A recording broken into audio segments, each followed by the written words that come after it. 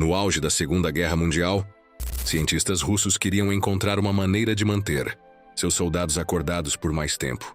Então, eles criaram um experimento humano para testar os efeitos da privação extrema de sono.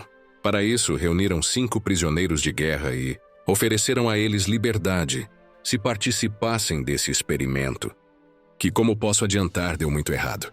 O experimento funcionava da seguinte maneira: eles seriam colocados dentro de uma câmara de gás selada, que administraria continuamente um gás estimulante experimental. Esse gás era algo sobre o qual não se sabia muito, mas os cientistas estavam razoavelmente confiantes de que não os mataria e os manteria acordados.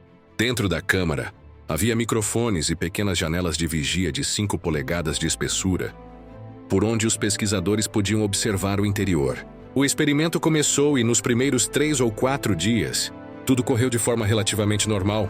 Por volta do 4º dia, os pesquisadores começaram a notar uma mudança no comportamento dos sujeitos. As conversas, que inicialmente eram sobre assuntos triviais, tornaram-se cada vez mais sombrias. Eles começaram a falar quase exclusivamente sobre eventos traumáticos que haviam ocorrido em suas vidas. Por volta do 4º dia, os sujeitos começaram a reclamar de estar participando do teste. Nos primeiros dias, havia um certo otimismo de que isso seria sua chance de escapar da terrível situação em que se encontravam. Mas isso rapidamente se transformou em uma sensação de que estavam em uma situação horrível. Por volta do 6º dia, os sujeitos pararam completamente de conversar entre si. Eles ficaram paranoicos em relação aos outros e se isolaram em diferentes partes da câmara. Dentro da câmara, havia lugares para sentar, comida, água, um banheiro e livros para ler. Cada um ocupou seu próprio espaço e começou a acreditar que poderiam trair seus companheiros em troca de serem libertados do experimento. Um por um, eles se aproximavam da janela de vigia ou dos microfones e sussurravam acusações imaginárias contra os outros, na esperança de que isso os libertasse. No entanto, isso não adiantou nada. Você sabe, os pesquisadores não se importavam com o que eles diziam, apenas ouviam e observavam. Após 9 dias, o experimento tomou um rumo significativo para o pior. Foi na manhã do que eu acho que foi o 10º dia, quando os gritos começaram. Um dos sujeitos do teste começou a gritar e, a essa altura, todos estavam totalmente segregados. Não falavam uns com os outros. Murmuravam e sussurravam, e um deles começou a gritar. Então, por 3 horas, eles o observaram gritar no topo de seus pulmões e correr de um lado para o outro naquela pequena câmara até ele parar de gritar. Mas ele ainda estava correndo. E eles puderam captar no microfone que ele ainda fazia som, mas eram como pequenos guinchos. Descobriu-se que ele tinha rompido fisicamente suas cordas vocais de tanto gritar incessantemente. Os outros sujeitos não reagiram aos gritos de forma alguma. Era como se não estivesse acontecendo. Mas eles estavam naquele espaço confinado, certo? Estava muito barulhento lá dentro. E tudo o que aconteceu foi que, enquanto ele gritava, os outros sujeitos começaram a arrancar páginas do livro, encharcando-as e depois empurrando-as contra o vidro da vigia, obscurecendo a visão. Então, quando o sujeito que havia rompido suas cordas vocais parou de gritar, os pesquisadores não conseguiam mais ver dentro da câmara. E uma vez que o sujeito rompeu suas cordas vocais, não havia mais som na sala. A visão deles estava obscurecida e agora estava silenciosa. Depois de 3 dias discutindo o que fariam, um silêncio completo na sala. Eles não podiam ver dentro, não podiam ouvir nada.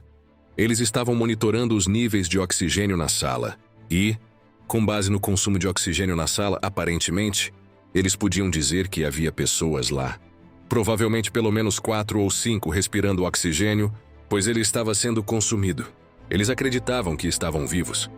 Mas após 3 dias de silêncio, o que realmente não fazia sentido, determinaram que ou nossos microfones estão quebrados, e isso é um problema, ou há algo errado com os próprios sujeitos. Então decidiram usar o interfone para se comunicar com os sujeitos e, basicamente, dizer a eles que entrariam na sala, tipo: "Ei, vamos testar os microfones. Vamos entrar na câmara. Vocês precisam deitar no chão e não interagir conosco. Se vocês cooperarem, ofereceremos a um de vocês liberdade imediata. Então há um silêncio após usarem o interfone. Eles decidem fazer isso. Falam pelo interfone. E um dos sujeitos... Até então, novamente, após 3 dias de silêncio, um dos sujeitos, o mais claro possível, fala no microfone e apenas diz: "Nós não queremos mais ser libertados." Então, os pesquisadores disseram: "Ok, acho que estão vivos e nossos microfones funcionam." Então não entraram, permaneceram fora da câmara. O silêncio continuou até o 15º dia. Porque, sabe, as janelas ainda estavam obscurecidas. Os sujeitos não estavam falando, não estavam murmurando ou sussurrando. Era apenas silêncio. E no 15º dia, à meia-noite do 15º dia, decidiram que o experimento havia terminado. E então, o que fizeram foi purgar a sala do estimulante, que estava sendo continuamente liberado na sala. Desligaram isso e substituíram por ar fresco. E foi quando começaram a ouvir os gritos dos sujeitos dentro da sala. Na câmara, eles imploravam aos pesquisadores para ligarem o gás novamente, suplicando como se estivessem morrendo. Então abriram a câmara. Agora estão vendo a câmara pela primeira vez desde o 10º dia. Há cerca de 5 dias. Estão vendo a câmara com seus próprios olhos pela primeira vez e é uma cena de horror. 4 dos 5 sujeitos ainda estavam vivos. O 5º sujeito, que havia falecido em algum momento, tinha pedaços de carne arrancados do peito e da perna e enfiados no ralo no centro da sala. Eles haviam ligado a água no banheiro e inundado a sala. Havia quase 10 centímetros de água no chão. Uma água turva e estagnada com muitas coisas nojentas. Havia um sujeito morto e todos os 4 restantes também tinham pedaços de carne, arrancados de seus corpos. Posteriormente, foi determinado que esses pedaços de carne foram arrancados por eles mesmos. E não foi com dentes, mas à mão. Além disso, não estavam comendo a carne, apenas arrancando pedaços de seus corpos. A comida armazenada no local não havia sido tocada há dias. Era como se todos tivessem perdido completamente a sanidade e começado a se comer. Esses sujeitos não queriam deixar a câmara. Continuavam suplicando para que ligassem o gás novamente. Finalmente trouxeram alguns soldados para extrair os sujeitos vivos da câmara. Mas eles lutaram tão agressivamente para permanecer lá que um dos sujeitos pulou e mordeu o pescoço de um dos soldados, que acabou morrendo por perda de sangue. Outro dos sujeitos teve o baço rompido durante a luta e também morreu por perda de sangue. Agora, havia 2 baixas apenas para tirá-los da sala. Finalmente, conseguiram tirar os 3 sujeitos restantes da câmara e os contiveram fortemente, levando-os para um centro médico, pois precisavam passar por cirurgia devido aos pedaços de carne arrancados de seus corpos. Estavam totalmente emaciados. O mais ferido dos 3 foi imediatamente levado para a cirurgia, enquanto os outros 2 ficaram em uma sala de espera. Tentaram dar-lhe um sedativo para prepará-lo para a cirurgia. Não era o anestésico, apenas o sedativo, mas parecia que ele era imune a isso. Deram-lhe o sedativo, mas não fez efeito. Ele continuava resistindo e implorando para voltar ao gás. Finalmente, decidiram administrar o anestésico e, quando trouxeram isso, disseram a ele que dariam o anestésico e fariam a cirurgia. Ele começou a lutar ferozmente, não queria o anestésico. Suplicava para não lhe darem o anestésico, que precisava permanecer acordado e sob o efeito do gás. Na luta para não receber o anestésico, ele conseguiu rasgar uma das correias de couro, que o seguravam com uma quantidade extrema de força. Finalmente deram-lhe uma dose 10 vezes maior do anestésico para acalmá-lo. Assim que ele adormeceu, morreu. Geoffrey faleceu. Eles passaram para o próximo sujeito mais gravemente ferido, o sujeito que havia rasgado suas cordas vocais e não conseguia falar. Levaram-no para a cirurgia. Ele não conseguia falar, mas balançava a cabeça porque não queria o anestésico. Não queria fazer a cirurgia. Lutava com eles e acabou desmaiando de exaustão. Quando adormeceu ou perdeu a consciência, também morreu. Agora restava apenas um sujeito. Os cientistas, ao invés de levar o último sobrevivente para a cirurgia, decidiram colocá-lo de volta na câmara e ligar o gás novamente, pois aparentemente era a única coisa que os mantinha vivos. Para prepará-lo para ser colocado de volta na câmara, ligaram-no a um EEG, que basicamente mede as ondas cerebrais.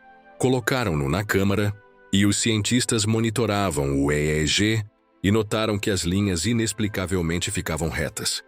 Depois voltavam ao normal e ficavam retas novamente. Um deles teve a presença de espírito de olhar para o sujeito enquanto isso acontecia e percebeu que, sempre que ele fechava os olhos, era como se estivesse tendo microsonecas, esses pequenos cochilos. Sempre que ele adormecia, por uma fração de segundo, parecia sofrer uma morte cerebral repetidamente. Enquanto monitoravam isso, sabendo o que aconteceu com os outros 2 sujeitos, que morreram quando adormeceram, tentavam ligar o gás rapidamente para mantê-lo vivo, mas não conseguiram a tempo e ele acabou sucumbindo e adormeceu. Antes de morrer, o EG mostrava que ele havia caído em sono profundo e depois entrou em linha reta. Seu coração parou e ele morreu. Todos os sujeitos morreram e ninguém sabe realmente o que os matou. Foi a privação de sono? Foi o gás? Pode ser uma mistura dos 2, mas nunca saberemos. De qualquer forma, todos morreram. Esta é apenas uma história. Não há evidências que sugiram que seja verdadeira. Mas durante a década de 40, na Segunda Guerra Mundial, houve casos conhecidos de experimentação humana horrível e antiética, como a Unidade 731 dos japoneses. Não recomendo pesquisar isso, a menos que tenha estômago forte. Nos campos de concentração alemães, experimentação humana também estava acontecendo. Obviamente, a Alemanha e o Japão não são a Rússia, mas era uma era em que a experimentação humana estava definitivamente acontecendo.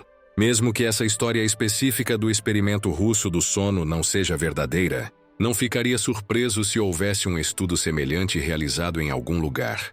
Continuamos estudando o sono e a privação do sono, e realmente não sabemos muito sobre isso. Nem sabemos realmente por que dormimos. Mas sabemos que você morrerá se ficar sem dormir. Acredito que o período mais longo que um humano ficou sem dormir foi cerca de 18 dias.